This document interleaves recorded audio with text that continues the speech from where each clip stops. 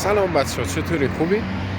یه چیز باحال بچه‌ها میخوام بهتون نشون بدم. موتور بدون بنزین. بچه‌ها اول بزن یه آشناییت بهتون بدم، بعد برم سراغ قضیه. سلام میکنم. موتورم کلیچ عزیزم، کلیچ و حتی طرها با سرخالم الچک کنیم سرخاله عزیز. بچه سلام کنیم. آره خلاصه و آقای تیمان یه ایده بال زد به سنی پسر خالم، گفتش بیا آقا موتور رو آبسوز کنیم. آقا میخواسته بلند خب ندیدم چم چسب کنم. آره خلاصه و به یه وسیله بال برخوردیم، دستگاهی که بدون استفاده از بنزین، حتی با مصرف کمی از بنزین شما میتونید اون رو درست کنید. فعلا همه قلمامو خورد. آره پروسه‌شون حتی این درست شده شه، ما درست کردیم ببینیم تست میشه و هیدروژن داره تو اینجا. و اینو بچه هیدروژن کلمه‌های چی بود اسم قلمو بچه‌ها بدونن علمشون بره بالا. پیچ متری جنسش هم گالوانیزه است که آلومینیوم بعد استیل هم میداد، گالوانیزه ده. حالا این چیزی که میگه بچه‌ها این استیل کلا چیز مزخرفیه. استیل نه آلومینیوم کلا چیز مزخرفیه. اگه استیل خالی بود خیلی بهتر بود، چون آلومینیوم کثیف در این گالوانیزه بود کارمون رو خراب کرد. یعنی خراب نکرد ولی بهتر میشد استیل توش بود. دستگاه ببینیم واو داریم این داره آب بندی میشه. آب بندی میشه مال این حرفا هست، توش انرژی در میاد. انرژی هیدروژن پس می درسته؟ هیدروژن شتابش هم خیلی بهتره. تست شتابش بچه‌ها ما تست گرفتیم، موتور تو سر بالایی 70 کیلومتر میرفت دیگه، ته گاز وقتی این تست رو انجام دادیم 75 کیلومتر رفت، یعنی 5 کیلومتر تا 6-7 کیلومتر توی سرباله به ما قدرت و شتاب داد. هم قدرت داد هم شتابش که اصلا دیگه مال این حرفا مثل خودتون مال این حرفا.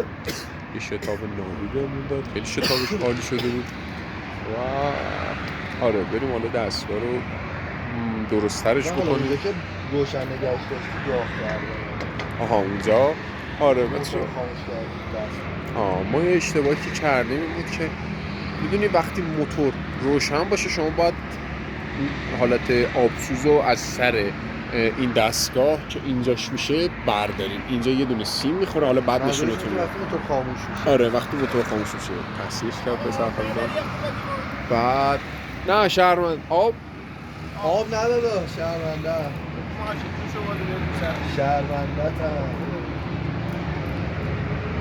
و آره خلاصه اینجوری شد. یکم آمپر باتری اومد پایین ولی دوباره شارژ شد رفت بالا و خیلی زباله بچه‌ها. مصرفش چجوری مثلا کم میشه اگه اینجوری بشه؟ شما توضیح میشه بدیم برای بچه‌ها؟ نه خودم توضیح میدم. ببینید مصرفش اینطوری راحت تر بهتون میگم. یعنی مثلا اگه صدی اینا چند تا میخوره؟ نه اگه هفته 3 بار می‌پمپ بنزین، حالا هفته 1 بار می‌پمپ. خیلی قشنگ و عالی توضیح داد. آره هفته 1 بار میره پمپ بنزین، اگه هفته 3 بار میری.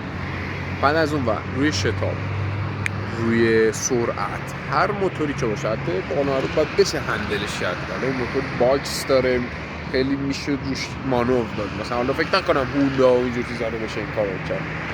به نظر شما میشه؟ به نظر من که نمیشه.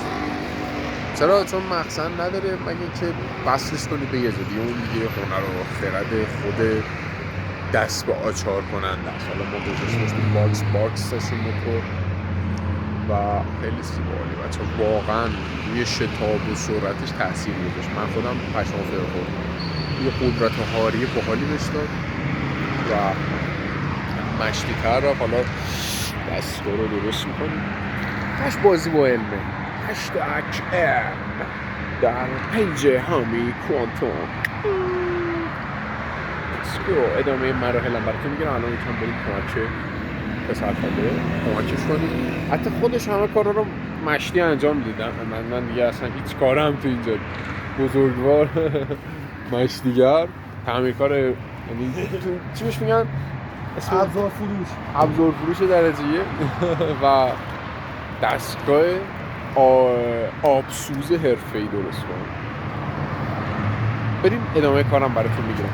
الان میخوایم دوباره سیم کشیشو کلید تو بده. انجام بدیم. بله.